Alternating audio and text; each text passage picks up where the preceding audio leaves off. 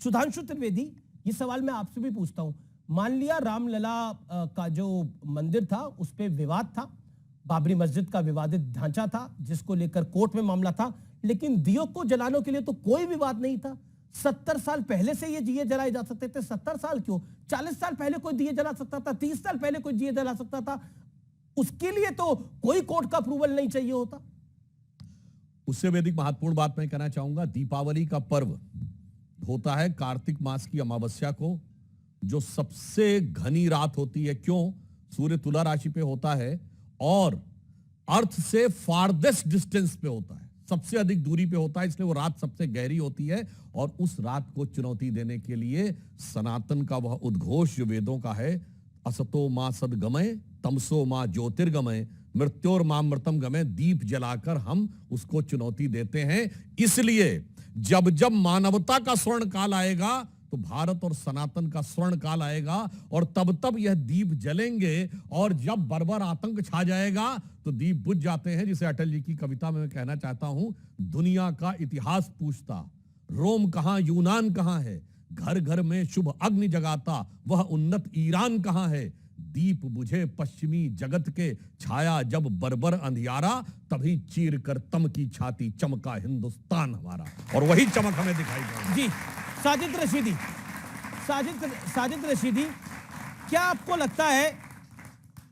लगता है कि जो भारतीय संस्कृति है उसका भी ये अमृत काल है? क्योंकि भारतीय संस्कृति के अंदर हमने देखा बीते कई वर्षों के अंदर भारतीय संस्कृति परंपरा जिसका निर्वाह शायद होना चाहिए था, वो 70 साल तक नहीं हो पाया। ये आपकी सोच है। भारत की जो संस्कृति है वो वसुधैव कुटुंबकम है, हर एक को साथ लेकर चलने की है। पिछले सरकारों में जो कुछ हुआ है मैं उस पर नहीं जाना चाहता, मैं वर्तमान सरकार की बात करता हूं कि जो पिछला चला गया वो चला गया, उस पर बात करना फजूल है। आज इस सरकार में जिस तरह से भेदभाव हो रहा है 2014 से, और ये कहने की बात नहीं है जी, नफरत जिस चरम सीमा पर है, जिस तरह से आज के युवाओं में नफरत को जहर बनाकर घोला जा रहा है, आज वो कहने के लायक नहीं है।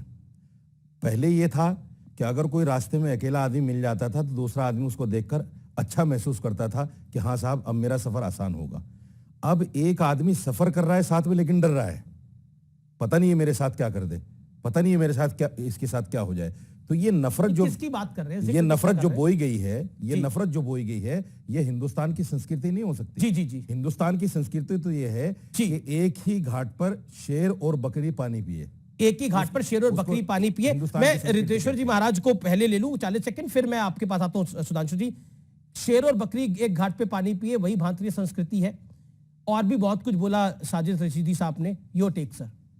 शेर और बकरी साथ ही पानी पी रहे हैं यहाँ पर, लेकिन आपको एक बात बता दूं, ये जंगल का कानून नहीं है। जंगल में भी शेर बकरी एक साथ पानी नहीं पीते, ये मानवता का कानून है, संविधान से यहाँ चलता है। तो बड़ी लॉजिकल बात करी, बड़ी लॉजिकल आपने बात करी। मैं आऊंगा जुनैद हैरिस, ये जो एक लॉजिक दिया जा रहा था, शेर और बकरी साथ पानी पीने चाहिए, ये तो एक सही बात बोली स्वामी जी ने कि जंगल में भी शेर और बकरी तो साथ पानी नहीं पीते।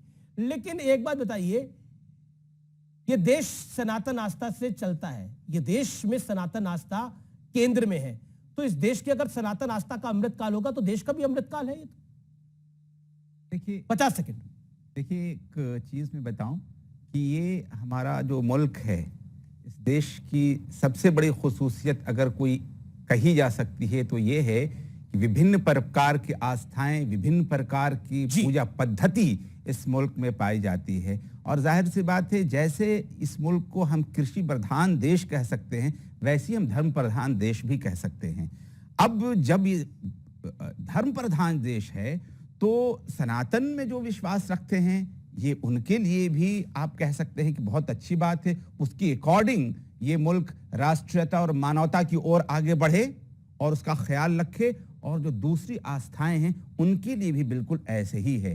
तो ये तो अपने अपने समझ की बात है। हमें अपने भीतर महसूस करना चाहिए कि हमारी आस्था के अनुसार हम राष्ट्रीयता और मानवता के नाम दे क्या रहे हैं। जी। अगर हम शांति दे रहे हैं जी। बहुत अच्छी बात, और अगर नहीं दे पा रहे हैं तो बहुत अफसोस की बात है। आपने 8 सेकंड ऊपर लिए। सुधांशु त्रिवेदी रिप्लाई। शेर और बकरी पे मैं एक बात कहना चाहूंगा कि बहुत बड़े पत्रकार हैं मार्क टेली, बीबीसी के, लोगों ने नाम सुना होगा। 26 साल भारत में रहे। उन्होंने 2019 में लिखा है कि उन्होंने 26 साल दिल्ली के निजामुद्दीन एरिया में गुजारे, जहां पर एक तरफ हजरत निजामुद्दीन औलिया की दरगाह थी और उसके सामने तबलीगी जमात का ऑफिस। और यह मार्क टोली का कहना है, दुनिया का कोई दूसरा देश होता तो दोनों एक साथ नहीं रह सकते थे। 26 साल में बड़े से बड़े मुस्लिम देश में एक तबका दूसरे को खत्म ही कर देता, परंतु यह भारत है, उसके लिए उन्होंने शब्द प्रयोग किया जहां के मुस्लिम लकीएस्ट हैं, यानी सर्वाधिक भाग्यशाली हैं, क्योंकि वो अपने मजहब में जैसे चाहें वैसे इबादत कर सकते हैं। यह है कि शेर और बकरी साथ रहते हैं। नजीदी साहब, तो इसका मतलब है ये सनातन आस्था का जो अमृत काल है, ये आपके लिए भी सनातन आस्था अमृत काल है, क्योंकि इसमें तो सब प्यार से रह रहे हैं, आपके लोग भी प्यार से रह रहे हैं।